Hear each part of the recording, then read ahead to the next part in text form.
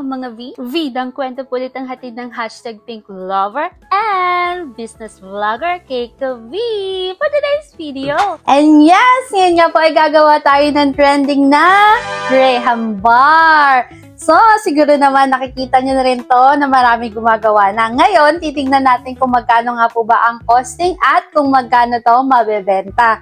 So, basically, ang ingredients po ay yung Graham crackers. Tapos, kailangan daw po ng 2 all-purpose cream at kondensada. Pero sabi nila, ito po ay nasa half can lang po yung magagamit.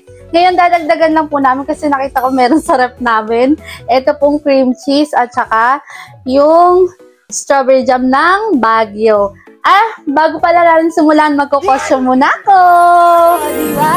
Ang ganda ng costume ko. Gawa yan, diba? So, simulan na nga natin ang ating business for today's video. Hashtag Pilingerang Baker nga po ulit tayo ngayon, mga V. And since nagkaroon nga po ang ating business demo ngayon, kailangan po ay masigurado natin ang kalinisan. Yes, sa mga nagbabalak nga po ng food business lang, kailangan po natin ng proper sanitation. Kaya po tayo naka-apron, hindi lang po pang costume Sa iba nga po meron pa silang hairnet at face mask. At syempre, kailangan po naka-gloves or guantes. Ito na nga mga V, pinaghalo-halo ko na nga po ang ating basic ingredients gamit ang hand mixer. So, sa may mga gusto nga po nitong hand mixer na to, ilalagay ko na lang po sa comment section. Going back, wow, going back talaga. Yes, bali pinaghalo-halo ko na nga po ang all-purpose cream at kondensada. Sa all-purpose cream po, dapat po chilled siya bago natin siya ihalo or i-mix po sa ating mixture. Kasi para po mas firm siya at saka po para po mas mag-expand pa po yung ating all-purpose cream. Tama ba ako? So, i-correct na lang po ng mga baker dyan kung tama nga po ang aking pinagsasabi dito. Once okay na nga po yung ating basic ingredients, ay sinama ko na po yung cream cheese. Ito mga V, optional lang ha, kasi sabi ko nga po nakita ko lang to sa aming ref. Medyo magmamahal po kasi ang costing natin kapag meron pong cream cheese.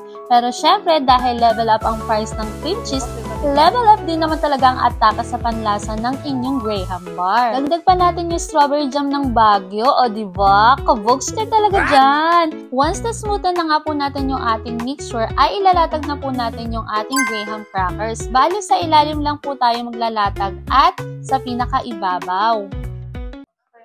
Ay!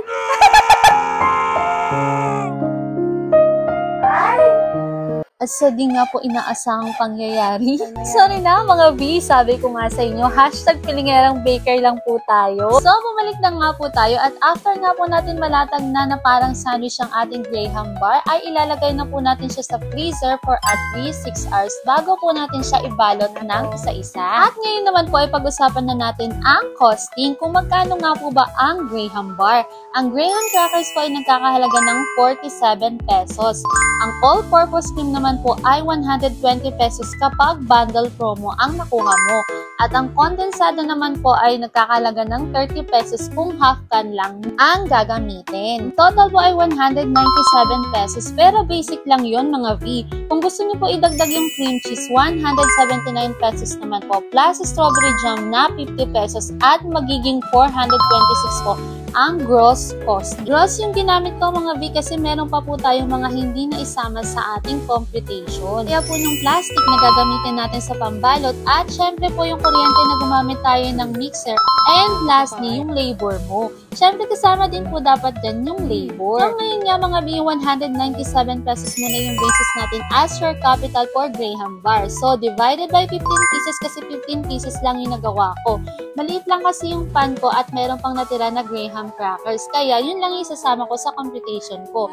So bali lumalabas po na 13.13 pesos ang isang Graham Bar. At syempre sabi ko nga po meron pa tayong mga hindi na isama kagaya po ng kuryente, plastic at yung labor. So i-consider po natin siya na 15 pesos ang capital sa isang Graham Bar. At kung ako nga po ang magbibenta nito ay pwede ko na itong ibenta ng 20 pesos. Depende na lang po kung marami pa ay pwede ko pang ibigay ng mas mababa as reseller price. At ngayon nga mga V, na nakita nyo na yung proseso sa paggawa ng Graham Bar. Kung sakaling hindi naman po natin carry na gumawa pero gusto pa rin natin magbenta, ay pwede po tayong umorder kay Miss Kate kasi nagbebenta po siya ng reseller price ng Graham Bar. Ilalagay ko na lang po sa comment section or itatag ko na lang po siya dito para para malaman niyo po kung saan siya pwedeng makontak. And yes, at yan nga po ang bidang kwento ng hashtag Pink Lover and business vlogger Keiko V for today's video. At ikaw, may business story ka din ba? I-share mo naman sa akin yan at ikaw na ang mapipili kong mabilhan sa susunod.